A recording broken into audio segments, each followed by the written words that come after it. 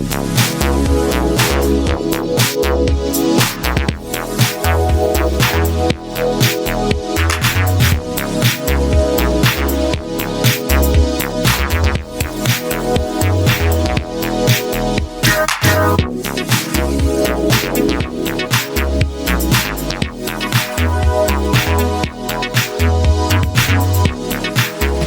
to Rick's Corner. The man, the myth, the legend.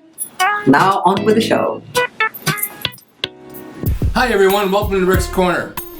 Today I want to talk about genetics. Genetics play a big important part in our lives.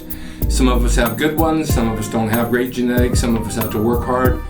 But those that are blessed with good genetics seem to have great development in their bodies. Now, many bodybuilders don't have that. They were born with body parts that are slow, they don't seem to respond properly, and it's very hard to get them to go where you want them to go. Now, I was not born with good genetics. I was a very thin kid. I had skinny legs, I had skinny shoulders and skinny arms. We used to call them buggy whip arms if you want to think about that. But I decided to start working out. I said I want to build my body up a little bit, and I joined the YMCA, and I didn't know a whole lot about it, but I just knew you had to lift weights. So I started doing exercise I'd see in magazines just like all of you, like a bench press and a shoulder press, and I didn't know much about laterals. I knew you had to do barbell curls. There was a tricep push down bar, and I didn't do any legs for a while because I didn't have a squat rack. But then they put one in, and so then I started doing that. Okay, things didn't come real fast for me. I was strong. I had genetically good strength, let me put it that way. I could bench press a lot, I could deadlift a lot, and I could squat quite a bit. So I entered powerlifting. I figured, well, maybe this is the way to go. I'll have fun with that. But then things started to develop around it. I just had to work at it. Like chest was never a good strong point for me. I don't know what it was, but then all of a sudden it developed and it became a great point for me. Arms, they developed pretty good. I've had a torn tricep the past 20 years maybe. I never had it reattached, so having a torn tricep also reflects on the bicep. The bicep doesn't respond as good with the torn tricep, so there's an issue there.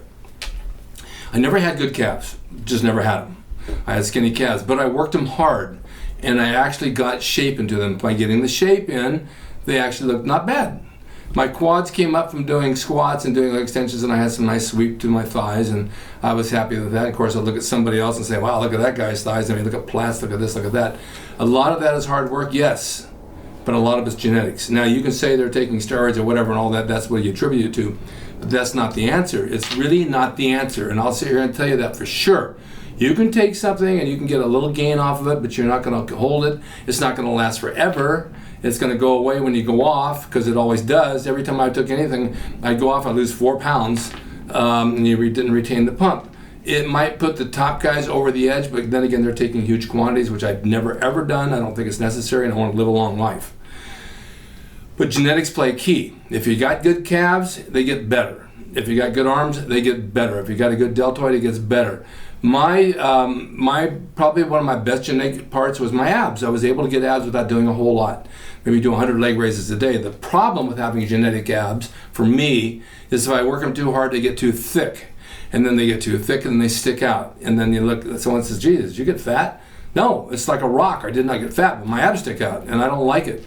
I like to keep them down, and it's very difficult to do, because when you do your workout and you finish up, I always do abs. I think it's just something I got to do, so I do them.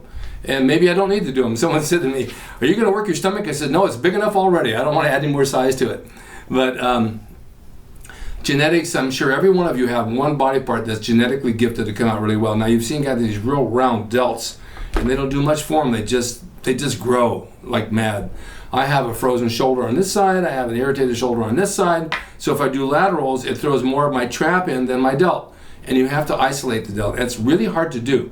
It's hard to do without throwing your traps in. Now, you can develop those delts very easily if you work hard at isolation and focus and concentration and not a lot of weight. I see guys that, Rich Piana used to come in and do like 5 or 10 pound dumbbell laterals for 100 reps, and his delts would pop out. He focused and he isolated, and it worked. Did he have good genetics? Yeah, he had good genetics. Did he take a lot of stuff? Yes, he took a lot of stuff, but before he did, I knew him long before he ever did any of that stuff, and he still had good genetics, and he still had a great body. Arnold didn't really have good genetics. He had sloping shoulders. His calves are weak, but he managed to get through it and pull it all together. Dave Draper had good genetics. He had great arms and huge forearms with ripping veins in them. Now you see these guys with these big veiny forearms and real thick ones. That's genetic. That just doesn't happen by itself. You can work your forearms till you're blue in the face and you may not get big forearms. You have to have genetics in order to get them. I have always said mechanics have good forearms because years ago, not today, because today's everything power tools. Years ago they'd use a wrench, they'd use a screwdriver, and they're working their hands all day long on cars, and their forearms would get really thick and veiny because they used them a lot, and they did it every single day. So every day would add to the growth of the forearm, just like calves. You got to work them all the time because it's a really dense muscle. It takes a lot to get it big, and you got to stay on it hard all the time. So genetics are the biggest factor in getting yourself a really good body. You just got to take a look in the mirror and say, what works for me? What do I have that really grows on its own? And hit it lightly. You don't have to hit it heavy. And then add your intensity to the parts that don't grow as quick and get them up. Have them match whatever you have that comes by itself. I mean, I've seen people come to the gym with great legs. I only work them once every 2 weeks. They don't have to. So they work their upper body, and their upper body is phenomenal because they spend more time on it. So I just want to bring that up because I think it's an important part of our training to know our body, know ourselves, know what we're good at, and know where our weak points are, and know how to work them. Now you don't want to overtrain the muscle because you can do that as well, and you'll know if you're overtraining if it's not responding. I had a point there when I asked Albert Beckles one day, how often do you work your bicep, Al? He said, I worked it every day. I said, every day, really? He says, every day, just 2 or 3 sets. Well, I tried it. It didn't do a lot for me. Maybe I didn't go heavy enough, maybe I went too light, maybe I did too heavy, I don't really know, but it seemed to get smaller because for me it just didn't work. He had that double split bicep and his bicep just responded to everything you did. There are guys like that, they just respond. Even Arnold today in his age of 70 still has a great bicep. It's just there, it just responded really well, and so did his tries. So you have to figure out what works for you. Chest, I know it's it's hard for a lot of people. So if you want to switch to dumbbells rather than a barbell, you'll get more development in cable crossovers. If you do them properly, they're cable crossovers. They're not pressing. I see so many people pressing the cables. It's a crossover. Switch sides. This brings your pec all the way across and it will develop the inner pec, and a lot of people don't have that. So anyway, I wanted to bring that up about genetics. I think it's really important to have good genetics. You can't buy them. You're either born with them or you're not born with them. Blame your parents. They're the ones who gave them to you. But I still think that genetics is the key to a great body, and it doesn't mean that you can't have one without it. It just means you have to work a little harder and take the right supplements. I've switched from protein lately to amino acids from Old School Labs. They came out with a new product called Bolt, which has MCT oil and it has all this stuff in it for energy and growth. And I can tell the difference in my energy just in the past week. It made a huge difference in me. And rather than take the protein, I do the Bolt, and I do the amino acid during my workout, and I do it after my workout. And I'm just filling myself up with that stuff. It's pretty darn good. Okay, you guys, thanks for watching Rick's Corner. I'll have new guests next week, and I'll have new subjects. And I'm almost at 100,000 subscribers, so please subscribe. I want to break that 100,000. It's like a goal of mine. I should be able to do it within the next week or two. They give you a nice plaque for your wall from YouTube, and I really want to get that. Don't forget to order the Gold's Gym drawing. It's available on my website for $80. It's a piece of art history, and it's something that you can have forever, and it'll actually be more valuable once I'm not here on this earth anymore, which in my case, I hope to be a long time, but my friends are just dropping around me like 2 or 3 a week, and you never know when you're on that list. I looked at my birth certificate, and I didn't see an expiration date, so I think I'm good to go for a while. All right, I'll see you guys next time. Thank you for watching Rick's Corner, and have a wonderful day. Goodbye. Hey everyone, now you can have the Gold's Gym logo drawn by me, the artist Rick Drasin.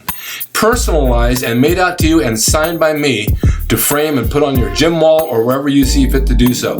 It's a piece of bodybuilding history. It will never be duplicated again. It's the largest selling icon t-shirt logo in the world, and I'm the guy that drew it, and I will draw it for you.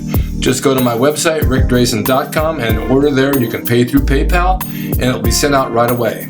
And be sure to watch Rick's Corner for all the videos on bodybuilding, nutrition, fitness, pro wrestling, and anything that suits your interest as far as getting physically fit and being the best you can be from the golden era of bodybuilding.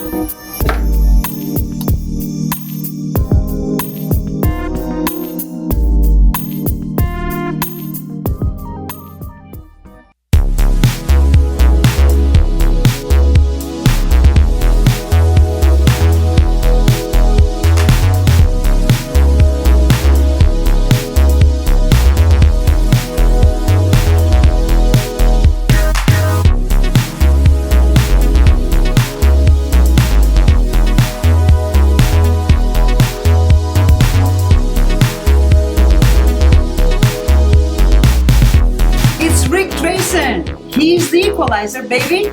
See you next time.